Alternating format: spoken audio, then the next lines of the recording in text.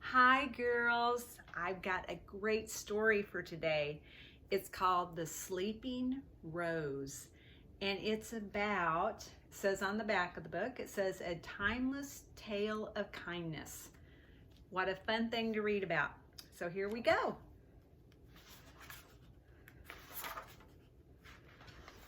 Let you see the pictures a little bit. Once within a faraway valley, Baldric Macklin, his wife, and 2 children lived on the outskirts of a bustling and prosperous kingdom.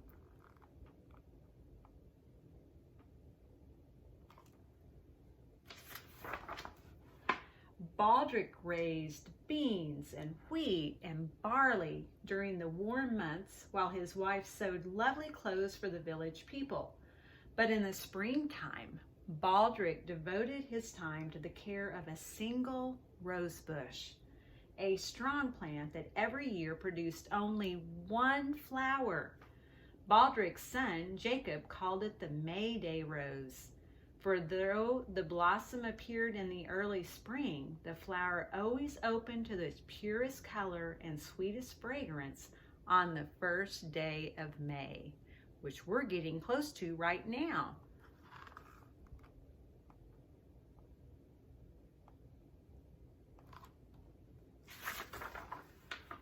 Baldric's daughter, Gretchen, said she had never seen a more perfect rose. "'Tis as white as sunshine on snow and as soft as swan's down. Only a master gardener could grow such a rose," she said, and all the villagers agreed. "I'm not a master gardener," Baldric modestly replied. "I'm just a farmer." But at night he dreamed of wearing silks and satins and tending the king's royal gardens.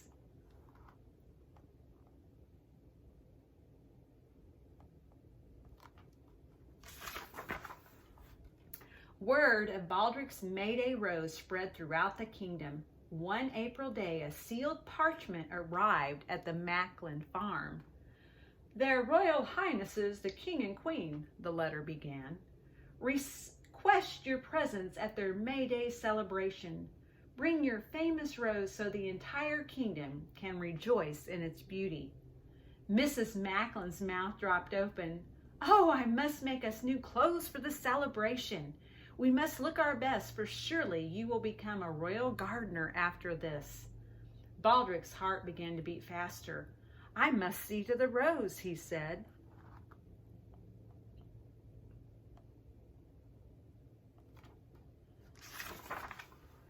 He turned toward the gate where the plant was growing in a sunny spot, but gasped when he saw a beggar standing there. The man's feet were tied up in rags, and his dirty hands were gently stroking the rose bush. "Stop!" Baldric cried, running. "Get away! Have you no consideration? Have you no feelings?" "I only wanted," the stranger began. "I don't care. The rose bush is precious, with a right royal rosebud. Now get away, scat, shoo, go away." The beggar hung his head and turned, but before he left, Baldric saw a single tear slide down the man's cheek and stain the rosebud. "Go!" Baldric cried.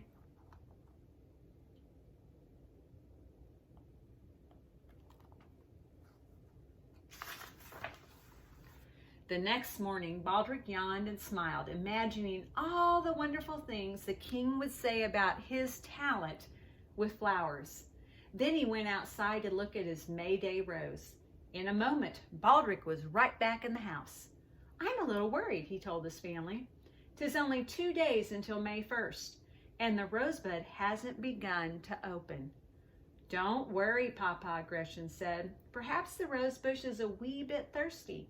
Why don't you give it a drink?" So Baldric did.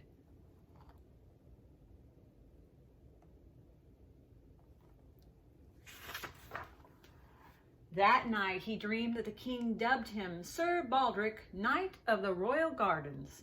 He got up with the sun and went outside to look at his May Day rose. In an instant, he was back in the house. "I'm worried," he told his family. The king's celebration is tomorrow night, and the rosebud still hasn't begun to open. Don't worry, dear, his wife said as she sewed a sleeve on his handsome new shirt. Perhaps the rose bush is a wee bit chilly. Why don't you warm it with your cloak? And so Baldric did.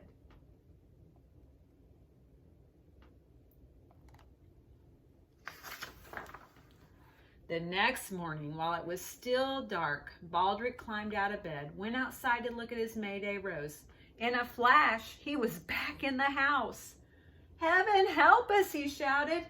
Today is the king's festival, and the rosebush hasn't opened at all. Jacob opened his sleepy eyes and yawned. Perhaps the rosebush is a wee bit lonely, Papa. Why don't you bring it inside? How can a plant be lonely? Baldric frowned. A bush has no more feelings than a rock, a tree, a beggar passing by. He caught his breath. The beggar had cried. Plants did not cry, nor did rocks or trees, but the beggar was a man in need, and Baldric had sent him away. Baldric's heart squeezed in sorrow. Surely a lonely man was more important than a single rosebud. I'll be home later, he told his wife. Keep a pot of stew on the fire.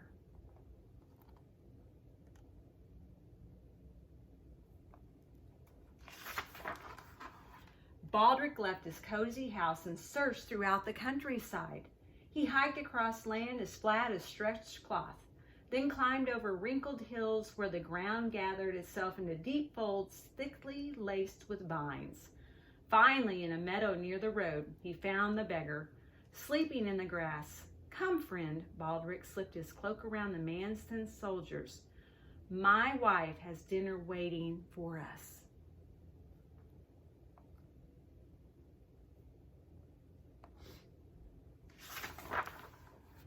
My goodness, how hungry you both must be, Mrs. Macklin said when they arrived. She motioned toward the table. Come in, both of you. Warm yourselves by the fire as you eat. After dinner, Mrs. Macklin gave both men new shirts and breeches and soft cloaks. As the Macklins left the house to journey to the king's palace, Baldric glanced at the rosebush. The rosebud had still not opened. It doesn't matter, Mrs. Macklin whispered. You have done good things today.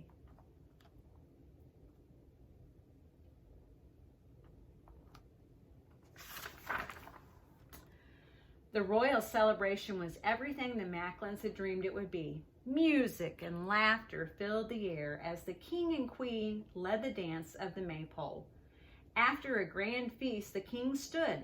The crowd fell silent, and Baldric felt his heart sink as the king looked his way. Baldric Macklin, the king's word boomed over the crowd. We have heard many wonderful reports about your May Day rose. Now we would like to see this wondrous flower for ourselves.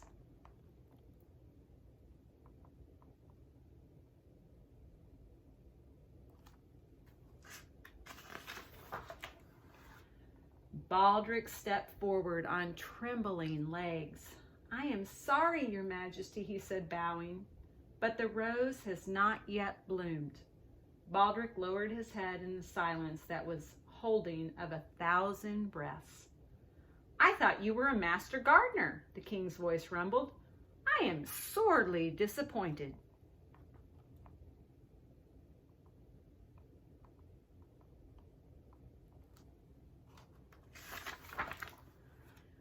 Do not be disappointed in Baldric Macklin, Your Highness. A different voice rang over the gathering, and Baldric lifted his head. Baldric sees what others cannot, the beggar said, coming forward with the emerald green bud in his hands. When others turned me away, Baldric searched and found me. He fed me from his table, exchanged my rags for warm clothes. Only he cared enough to see my broken heart.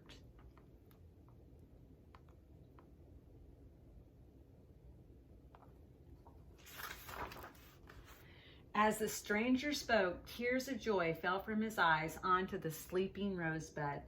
Before the astonished gaze of the villagers, the rosebud frilled in the lamplight, spreading its snowy petals in a dazzling burst of brightness. The sweet fragrance of 1,000 roses filled the air. The brilliant blossom burned in white gold radiance. As the king and queen gasped in amazement, the stranger turned and placed his hands on Baldric's shoulders. "You have chosen the right thing," the stranger said, a smile lifting his eyes. "People matter more than praise. Know this, Baldric Macklin. Anytime you offer to help a needy soul, you have offered it to me."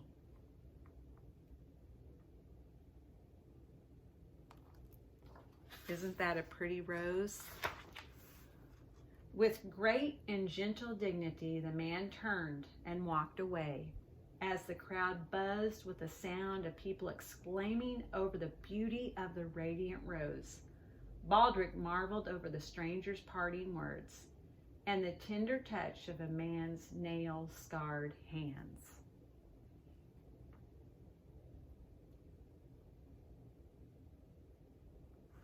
What a fun story, all about being kind.